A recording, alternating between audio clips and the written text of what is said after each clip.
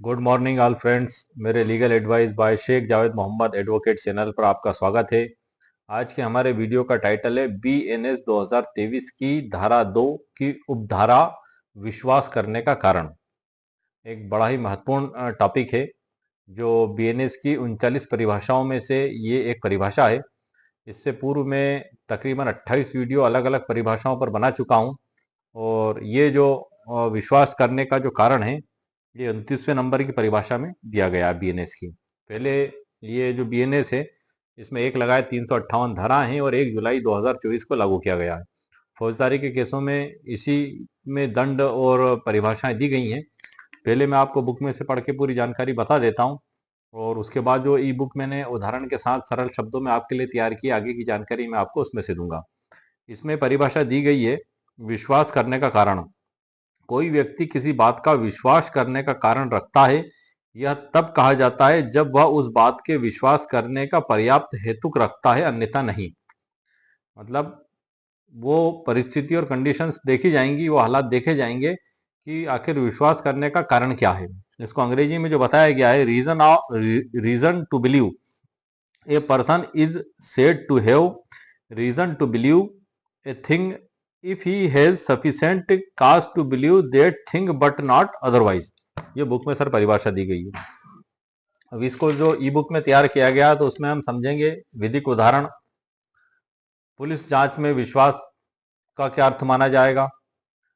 धन शोधन के मामलों में विश्वास के कारण का जो परिभाषा है उसको किस प्रकार से समझा जाएगा। कर चोरी के मामलों में इसका क्या अर्थ निकाला जाएगा और विश्वास करने के कारण का कानूनी महत्व क्या होगा और कानूनी प्रभाव क्या होगा, इस पर भी हम चर्चा करेंगे। और न्यायिक प्रक्रिया में जो इसका भरोसा बनता है वो किस प्रकार से माना जाएगा। सतर्कता, सावधानी और उदाहरण, ये सब हम ई बुक में से समझेंगे। तो मैं अक्सर मेरे वीडियो में सर 2 लाइन इसके मूल और महत्व को बताने के लिए कहता हूँ, तू जो समझे हर बात को तो फिर कैसा सवाल, परिभाषा ही बताएगी कानून की असल मिसाल। जी हाँ सर, परिभाषा बड़ी महत्वपूर्ण चीज है। ये बुक के प्रारंभ में इसलिए दी गई है कि आप बुक के अंदर जहां जहां ये शब्द आए तो उसका अर्थ आसानी से आप समझ सकें। आइए सर हम ई बुक की ओर चलते हैं, उसमें से मैं आगे की जानकारी आपको देता हूँ। जैसा कि आप देख रहे हैं सर, ये ई बुक है। इसकी लिंक इस वीडियो के नीचे डिस्क्रिप्शन बॉक्स में मैं कॉपी पेस्ट कर दूंगा। यदि आपको आवश्यकता महसूस होती है तो आप वहां पे क्लिक करके इसको परचेस कर सकते हैं। आइए मैं आगे की जानकारी आपको देता हूँ। धारा 2 में विश्वास करने का कारण का तात्पर्य यह है कि जब किसी व्यक्ति या प्राधिकृत अधिकारी, किसी व्यक्ति या प्राधिकृत अधिकारी, दोनों पर्सन आ गए इसमें, कोई भी व्यक्ति, एक आम व्यक्ति भी या प्राधिकृत अधिकारी के पास यह ठोस और पर्याप्त आधार होता है कि किसी विशेष तथ्य या स्थिति पर विश्वास करना सही है। इसमें यह निहित है कि विश्वास करने के लिए स्पष्ट और न्याय संगत कारण होना चाहिए जो किसी विशेष कार्रवाई या निर्णय को उचित बनाते हैं। तो उसको विश्वास करने का कारण माना जाकर उस पर कार्रवाई की जा सकती है, या जो भी प्रोसेस या भरोसा करने के लिए व्यक्ति आगे बढ़ता है उसको वो अपना सकता है। इसको सरल भाषा में जो समझा जाएगा, विश्वास करने का कारण का अर्थ है जब किसी व्यक्ति या अधिकारी को किसी तथ्य या परिस्थिति पर विश्वास करने का पर्याप्त कारण हो। दूसरा है, इस विश्वास के आधार पर वह कोई कदम उठाते हैं या निर्णय लेते हैं। मतलब उनके पास विश्वास का इतना ठोस ग्राउंड है कि उसके आधार पर वो कोई कदम उठाने के लिए सक्षम हो जाते हैं। उदाहरण के लिए, यदि पुलिस को लगता है कि किसी व्यक्ति ने अपराध किया है तो उसे विश्वास करने का कारण मिल सकता है, जैसे कि किसी गवाह का बयान या कोई सबूत। यदि उसको, पुलिस को जांच के दौरान किसी एविडेंस मिल जाता है, गवाह का बयान या कोई डॉक्यूमेंट्स मिल जाते हैं, दस्तावेज या कोई सबूत मिल जाता है, तो ये विश्वास करने का कारण हो जाता है कि सामने वाले व्यक्ति ने अपराध किया है और उस आधार पे वो उसके विरुद्ध जांच प्रारंभ कर सकती है। इसको उदाहरण से समझा जाएगा सर। एक पुलिस जांच में जो विश्वास का अर्थ माना जाएगा वो इस प्रकार से है, यदि पुलिस किसी अपराध की जांच कर रही है और किसी आरोपी के पास से अपराध से जुड़े प्रमाण जैसे हथियार या चोरी का सामान मिले हैं तो पुलिस को उस व्यक्ति के खिलाफ कार्रवाई करने या विश्वास करने का आधार होगा। मतलब पुलिस जांच कर रही है कि कोई भी XYZ व्यक्ति ने तलवार से किसी व्यक्ति को मारा है और उसके पास से वो तलवार बरामद भी होती है और उस पर रक्त का निशान भी लगा पाया जाता है जिससे सामने वाले को चोट भी लगी है, तो ये विश्वास करने का आधार पुलिस को प्राप्त हो जाता है। तो इसके आधार पर पुलिस आगे की जांच और कार्रवाई प्रारंभ कर सकती है। ये विश्वास करने का परिभाषा को इस प्रकार से पुलिस जांच में समझा जाएगा। उदाहरण के लिए, पुलिस को किसी घर से चुराए गए सामान मिलते हैं और इस कारण पुलिस आरोपी पर विश्वास कर सकती है कि उसने चोरी की है। मतलब किसी व्यक्ति के घर से कोई सामान चोरी हुआ और वो किसी व्यक्ति के पास बरामद हुआ, तो ये पुलिस के पास विश्वास करने का आधार होगा कि ये सामान इस व्यक्ति ने चुराया है और वो उसमें जांच में और कार्रवाई में आगे की ओर तत्पर होंगे। धन शोधन के मामलों में इसको किस प्रकार से समझा जाएगा?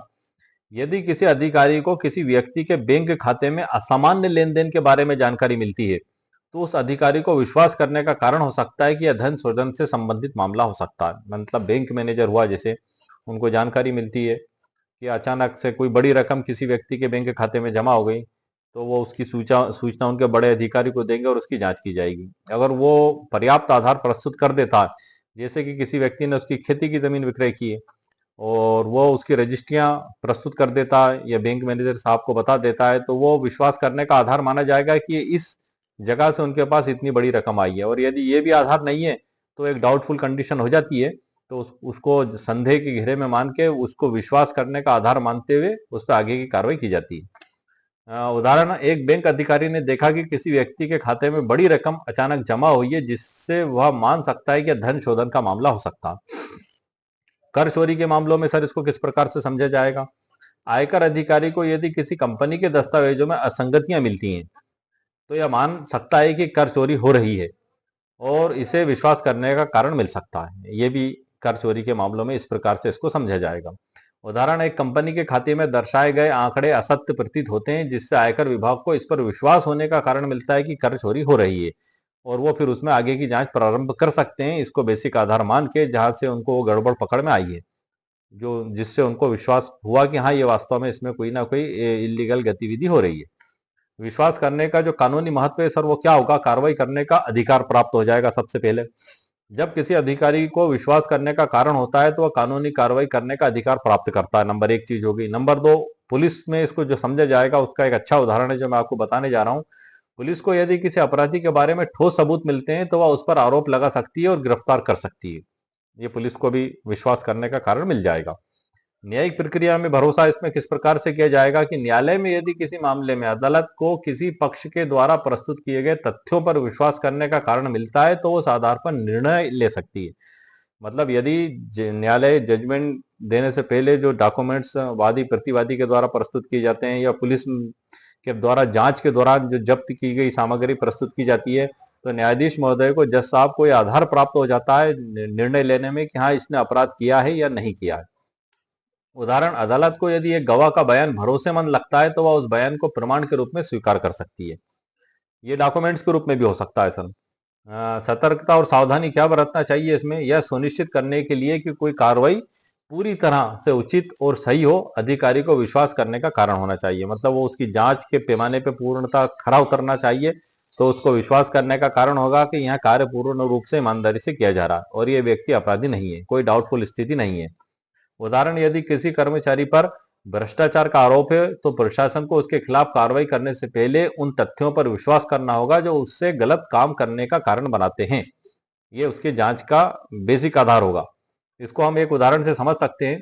जब जब किसी व्यक्ति या अधिकारी के पास किसी विशेष तथ्य पर विश्वास करने का कारण होता है, तो वह उस विश्वास के आधार पर उचित कार्रवाई करता है।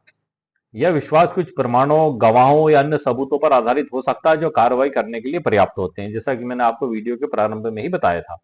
इसमें सर जो निष्कर्ष निकलता है हमारा अंत में, कि विश्वास करने का कारण का मतलब है जब किसी अधिकारी के पास किसी तथ्य या स्थिति पर विश्वास करने के लिए ठोस आधार होते हैं, स्ट्रांग स्ट्रांग ग्राउंड होते हैं, तो वो विश्वास कर सकता है। जैसे कि किसी व्यक्ति के घर में चोरी हुई और एक व्यक्ति उसके घर से बाहर निकलता हुआ दिखाई दिया और बाद में वो जो चोरी गया सामान है उस व्यक्ति के पास से बरामद हुआ, तो ये विश्वास करने का आधार पैदा करता है। विश्वास करने का कारण कानूनी प्रक्रिया में कार्रवाई को उचित ठहराने का एक महत्वपूर्ण पहलू होता है। तो इस प्रकार से सर जो विश्वास करने का कारण होता है उस पर मैंने मुकम्मल कानूनी जानकारी आपको प्रदान कर दी है। और हमारा अगला टॉपिक होगा विशेष विधि की परिभाषा। बीएनएस की धारा 2 में विशेष विधि, उस पर हम चर्चा करेंगे। और ये जो मैंने सर आपको जानकारी दी है, ये ई बुक के अंदर से ही मैंने आपको जानकारी दी है। इसको स्क्रॉल करके मैं ऊपर ले जा रहा हूँ मैं, ताकि मैं इसको आपको बता दूं। ये आप देख रहे हैं, ये आप देख रहे हैं भारतीय न्याय संहिता 2023 की धारा 2 के 39 प्रमुख शब्दों की परिभाषा। ये ई बुक का टाइटल है और इसमें कुल 39 परिभाषाओं को उदाहरणों के साथ मैंने आपको समझाने के लिए तैयार किया है। बुक में जो परिभाषाएं दी गई हैं उसको व्यवहारिक रूप से किस प्रकार से समझा जा सकता है, एक मेरे द्वारा कोशिश की गई है आपको समझाने के लिए, ताकि वो चीज़ आपको आसानी से समझ में आ सके। तो इस प्रकार से आज के वीडियो में सर मैंने आपको जो है विश्वास करने के कारण की मुकम्मल कानूनी परिभाषा दी है और ये 29वें नंबर की परिभाषा है। इसमें कुल 39 परिभाषाएं दी गई हैं। मैं अभी इसी की कंटिन्यूस में जो है कि निरंतर इसी पे वीडियो बना रहा हूँ। इसके 39 शब्दों की पूरी परिभाषा जब हो जाएगी तब मैं इसमें अगला टॉपिक आपके लिए लूंगा। वैसे बीच बीच में जो कमेंट्स आती हैं व्यूवर्स की, उन पे भी मैं जवाब दे देता हूँ और उनका भी वीडियो में बना देता हूँ। और आज के वीडियो में जो मैंने जानकारी दी है ये एक बहुत ही महत्वपूर्ण और एक जो है कि काफी इम्पोर्टेंट जानकारी है, क्योंकि विश्वास करने का कारण जो है यहीं से अपराध की जांच की शुरुआत होती है और यहीं से जो है कि आगे की प्रक्रिया बढ़ती है। यदि प्राइमा फेसी ही मामला नहीं बनता है, विश्वास करने का आधार ही नहीं होता है, तो किसी भी व्यक्ति के खिलाफ कोई जांच या कार्रवाई नहीं की जा सकती है। तो इस प्रकार से ये कानून में जो बीएनएस 2023 में जो परिभाषित किया गया एक बड़ा ही महत्वपूर्ण शब्द है और एक तरीके से इसी से ही जांच की शुरुआत होती है। यदि पुलिस थाने में किसी व्यक्ति के विरुद्ध रिपोर्ट की जाती है और वो रिपोर्ट झूठी रिपोर्ट कर दी गई है उदाहरण के तौर पे, तो उसमें जब पुलिस अधिकारी के द्वारा जांच की जाती है तो वो जैसे कि दो पड़ोसियों के विवाद का मामला है, उनके बीच में कोई संपत्ति को लेकर विवाद है, तो एक पड़ोसी ने दूसरे पड़ोसी की झूठी रिपोर्ट डाल दी कि आज दिन में 1 बजे इसके द्वारा मेरे साथ थापड़ मुक्कों से मारपीट की गई। झूठी रिपोर्ट डाल दी उसने। अब जब पुलिस के द्वारा जांच की जाती है और पुलिस पाती है, पूरे मोहल्ले में जांच करती है, गवाह सबूत लेती है, बयान लेती है पड़ोसियों के, तो उसमें पाया जाता है कि उस दिनांक को 1 बजे किसी भी प्रकार की घटना या मारपीट नहीं हुई। तो यहाँ से जो विश्वास करने का कारण जो पैदा होगा वो कारण ये पैदा होगा कि ये रिपोर्ट झूठी लिखाई गई थी। और यदि पड़ोसी जो डिफरेंट होते हैं, जिनका रिपोर्ट करने वाले से हित नहीं है, क्योंकि कई बार ऐसा भी होता है कि वो पड़ोसी झूठे गवाहों के नाम लिखा देता है और उन्हीं को थाने में खड़ा कर देता है। तो ऐसी स्थिति में वो जांच में जो वो जांच पुलिस अधिकारी महोदय के द्वारा की जाती है, तो उसमें जो मोहल्ले के जो अन्य लोग हैं जो निष्पक्ष हैं, उनके गवाह इसमें बड़ी महत्वपूर्ण होती है जांच में। यदि वो बताते हैं कि इस दिनांकों को किसी भी प्रकार की घटना घटित नहीं हुई, तो पुलिस अधिकारी के पास ये विश्वास करने का कारण होता है कि ये रिपोर्ट निराधार और झूठे आधारों पर की गई है, तो ऐसी रिपोर्ट को निरस्त कर दिया जाता है। और यदि विश्वास करने का आधार है तो उस पर आगे कार्रवाई की जाती है। जैसे कि एक उदाहरण देके मैं आपको और समझा देता हूं सर विश्वास करने के कारण का, कि वर्तमान में धोखाधड़ी और फ्रॉड के मामले सर काफी बढ़ गए हैं। चीटिंग के मामले, कंपनी के नाम पे ठगी करने के मामले भी काफी बढ़ गए हैं। यदि कंपनी का एजेंट, दलाल बन के कोई व्यक्ति आपके पास आता है और आपको यह भरोसा दिलाता है कि आप इस कंपनी में निवेश करेंगे तो आपको 10% मंथली प्रॉफिट आपको प्राप्त होगा, और यदि आप 14.5 माह तक यदि आप निरंतर नहीं निकालते हैं पैसा, तो 3.5 गुना के लगभग आपको इसमें प्रॉफिट मिलेगा। और हम जवाबदार हैं, हम लोकल लोग हैं, आप हमें जानते हैं, हम आपका पैसा खा के नहीं भगेंगे, आप हमें पैसा दें, हम इस कंपनी में पैसा लगाएंगे। उनकी बात पे भरोसा करके एक व्यक्ति 30,37,500 रुपए उनको आरटीजीएस के जरिए भुगतान कर देता है। उसमें से एक अमाउंट तो, 2 अमाउंट तो आरोपी के खाते में जमा कराए गए और बाकी के 2 बड़े अमाउंट जो है वो उनके द्वारा दिए गए खाते में जमा कराए गए। जो चेक उनके द्वारा दिया गया था, चेक उनके द्वारा दिया गया था, तो ये विश्वास करने का कारण था उस व्यक्ति के पास जो पैसा दे रहा था कि चेक बुक भी है इनके पास, तो ये खाता भी इन्हीं का है, इस खाते का संचालन भी ये लोग ही कर रहे हैं। अब ये लोग फ्रॉड की मंशा से आए थे, धोखाधड़ी की मंशा से आए थे, शुरू से ही इस नियत को लेके आए थे। अब जब प्रथम माह से 10% प्रॉफिट जो निवेशक है उसको नहीं मिला, तो उसने उन सभी लोगों से उस प्रॉफिट को देने का कहा। वो बहाने बनाने लगे, झूठे वादे करने लगे और ऐसे करते करते 3, 4, 5, 6, 7 माह निकाल दिए। अब जिस व्यक्ति के द्वारा उसके जीवन की इतनी बड़ी रकम उन भरोसा करके उनको दी गई निवेश के लिए, और उनके द्वारा उसको रकम वापस नहीं की गई, ना प्रॉफिट वापस दिया गया, कुछ राशि दे दी गई ताकि उसका मन समझ जाए और उसको वो बेवकूफ बना दें और फिर उसको 2, 4 साल प्रकरण को लंबा खींच दें, ताकि केस कमजोर हो सके। क्योंकि अपराधी काफी शातिर और बदमाश होते हैं जो चीटिंग व्यवहार करते हैं। तो ऐसी स्थिति में जब वो व्यक्ति उनसे फिर कहता है तो वो उल्टी पुल्टी बातें करने लगते हैं, धमकाने लगते हैं कि हम तुम्हें झूठे केस में फंसवा देंगे, हमसे पैसा मांगा तो। और एक नए आधार जो वो पहले से ही सोच के चलते हैं कि जब ये हमसे पैसा मांगेगा तो हम इसको क्या क्या कहेंगे, वो उन आधारों को लेकर सामने आने लगते हैं कि हमने नहीं कहा था, तुमने खुद ने पैसा लगाया, हम नहीं जानते तुम्हें, हमने तुमसे कोई पैसा नहीं लिया। तब ऐसी स्थिति में जो पीड़ित व्यक्ति है जब वो पुलिस थाने में रिपोर्ट दर्ज कराता है तो रिपोर्ट दर्ज कराने के साथ वो उसकी बैंक की आरटीजीएस की वो पर्ची, जिसके द्वारा 27 लाख, एक उदाहरण के तौर पर बता रहा हूं सर मैं आपको, 27 लाख आरोपीगण के द्वारा दिए गए खाते में जमा कराए गए, वो बैंक रिकॉर्ड पेश करता है उसकी रिपोर्ट के साथ।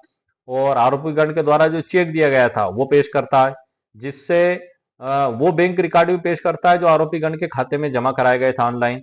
तो ये सब आधार एक पुलिस अधिकारी को जांच में एक मजबूत आधार प्रदान करते हैं कि ऑनलाइन ट्रांजैक्शन हुआ आरोपीगण के खाते में, 27 लाख भी उनके द्वारा दिए गए चेक के द्वारा जो खाता नंबर दिया गया था, व्हाट्सएप पे जो दिया गया था और पर्ची पे लिख के जो दिया गया था, 3 तरीके से दिया गया एक व्यक्ति को, ये आप मान लें। तो वो सभी जब वो रिकॉर्ड पुलिस अधिकारी के पास पहुंचते हैं तो पुलिस अधिकारी के पास एक विश्वास करने का कारण होता है, जो हमारा आज की परिभाषा का मुख्य टॉपिक है, एक विश्वास करने का कारण होता है कि हाँ, इन अभियुक्त गण ने इस व्यक्ति के साथ ठगी की है और धोखाधड़ी करके उसके रुपयों को हड़पा है। 420 भारतीय दंड संहिता जो वर्तमान में 318 कर दी गई है, 7 साल की सजा का उसमें प्रावधान है सर। और उसके अलावा जो है कि आपराधिक षड्यंत्र रचना और लूट, ठगी, धोखाधड़ी करना, और इस प्रकार से तमाम अपराध धाराओं में अपराध पंजीबद्ध किया जाएगा और अपराधियों को गिरफ्तार करके जो है कि जज साहब के सामने पेश किया जाएगा। और इस प्रकार के चीटिंग के मामलों में जज साहब के द्वारा भी जमानत नहीं ली जाती, और यदि उन व्यक्तियों के द्वारा पहले भी कोई अपराध किया गया इस तरीके का, फॉर एग्जाम्पल कि उस व्यक्ति से, जो पीड़ित व्यक्ति है उससे चीटिंग करने के अलावा उनके द्वारा पूर्व में किसी व्यक्ति से 8,36,000 रुपए की चीटिंग की गई और उसके द्वारा भी इस पीड़ित व्यक्ति के द्वारा रिपोर्ट करने से पहले थाने में रिपोर्ट दर्ज की गई थी किसी अन्य थाने में, उसमें उदाहरण के तौर पे 3 मुलजिम थे, तो उस 3 मुलजिमों में से 2 मुलजिम चालाकी से बच गए और एक मुलजिम को पुलिस ने गिरफ्तार कर लिया और उस पर एफआईआर दर्ज करके उसको जज साहब के सामने प्रस्तुत किया। जज साहब ने उसकी जमानत को निरस्त किया और उसको जेल भेज दिया। वो तकरीबन 10 दिन जेल में रहा। इस बीच उसके तमाम जो अन्य साथी हैं, जो शातिर लोग हैं, जितने भी उसके साथी हैं, वो सभी उन आरोपीगण से मिले और उनको उनका पैसा लौटाया। और पैसा लौटाने के बाद फिर उस पीड़ित पक्ष ने कोर्ट में जज साहब के सामने एक एफिडेविट दिया कि आरोपीगण के द्वारा मुझसे राजीनामा कर लिया गया, इसलिए मुझे इनकी जमानत में कोई आपत्ति नहीं है। और उसके बाद 10 दिन पश्चात उस मुलजिम को अदालत के द्वारा जमानत मंजूर की गई।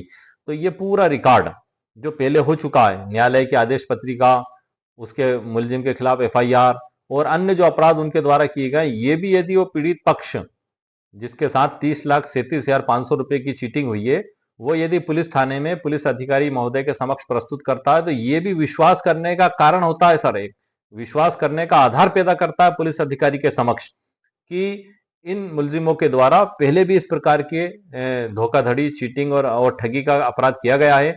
और न्यायालय के आदेश पत्रिका में जो शपथ पत्र है, ये सब चीख चीख के बोलते हैं, ये जिसको क्या कहना चाहिए सर कि बोलते हैं डॉक्यूमेंट्स अपने आप में कि हाँ, ये व्यक्ति अपराधी हैं या आदतन अपराधी हैं।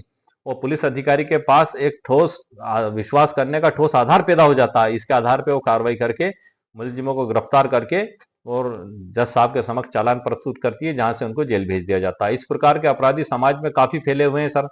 ये गली गली, मोहल्ले मोहल्ले और शहर शहर में घूमते हैं और लोगों को ठगने के लिए तरह तरीके के लालच और प्रलोभन देते हैं। तो आप ऐसे लोगों से सावधान रहें, इनसे इनसे आप दूरी बनाए रखें, इनको अपने पास ना आने दें। यदि आप भी जाते हैं तो उनसे कह दें कि आप जाएं, हम और दोबारा हमारे पास आप ना आए।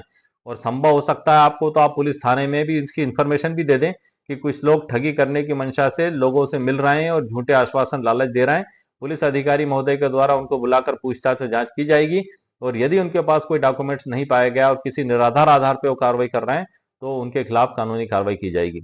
होशियार रहें, जागते रहें, सचेत रहें, सतर्क रहें। विश्वास करने का आधार और कारण हमारा जो शब्द है, उसी पे मैं आपको पूरी परिभाषा में एक उदाहरण देके मैंने सर समझाया है। क्योंकि आजकल काफी अपराधी काफी एक्टिव हैं और काफी जो है कि बड़े पैमाने पे वो ठगी का कार्य करते हैं और उनका पूरा गिरोह और गैंग होता है। यहाँ तक कि वो बैंक के खातों तक को वो किराए से ले लेते हैं और कुछ बेवकूफ लोग अपने बैंक के खातों को उनको किराए से भी दे देते हैं और वो उस खाते में पैसा जमा करवा देते हैं, तो अपराध में वो पकड़ा जाता है और ये बचने की कोशिश करते हैं।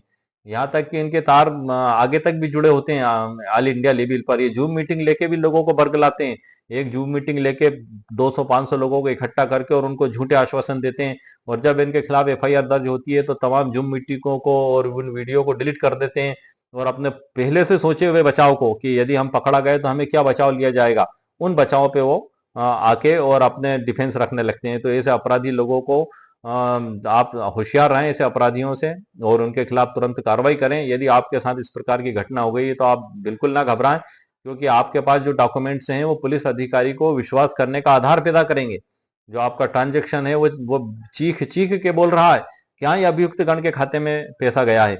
और उसके बाद भी अगर पुलिस अधिकारी महोदय उसमें आगे कार्रवाई नहीं करते हैं किसी कारणवश, तो आप पुलिस अधीक्षक महोदय से आप संपर्क कर सकते हैं, रजिस्टर्ड डाक से उनको आवेदन दे सकते हैं, पुलिस महानिदेशक महोदय को आप आवेदन दे सकते हैं, मानवाधिकार आयोग को आवेदन दे सकते हैं कि हमने थाना प्रभारी महोदय का आवेदन दिया है और हमारे आवेदन पर अभियुक्त गण के खिलाफ कोई जांच कार्रवाई नहीं की जा रही है। 156 3 दंड प्रक्रिया संहिता 1973 में पहले प्रावधान था, अब वो 175 4 में भारतीय BNSS 2023 में कर दिया गया है कि आप जज साहब के समक्ष एक परिवाद पत्र भी पेश कर सकते हैं सारे डॉक्यूमेंट्स लगाकर और उसमें निवेदन कर सकते हैं कि पुलिस अधिकारी को आदेशित किया जाए कि इस मामले में जांच करके एफआईआर दर्ज करके कोर्ट में प्रस्तुत करें।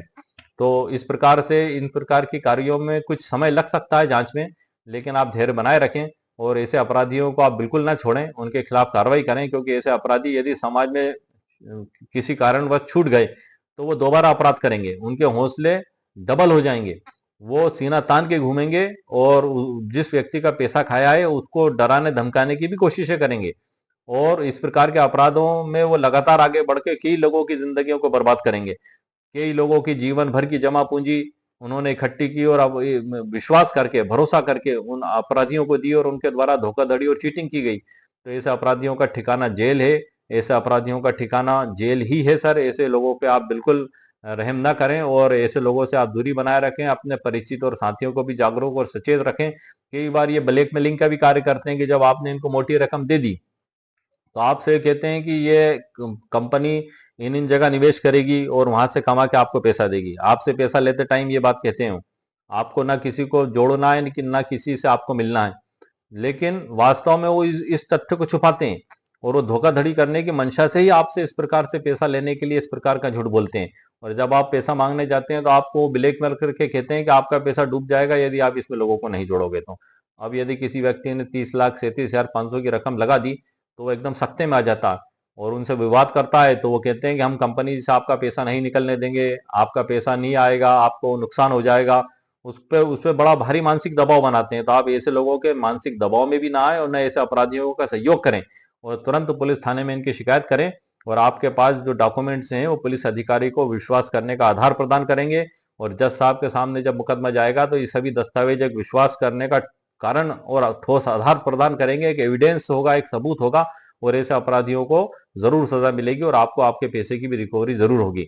तो इस प्रकार से सर आज के वीडियो में मैंने आपको मुकम्मल कानूनी जानकारी एक एक उदाहरण के साथ बताई है।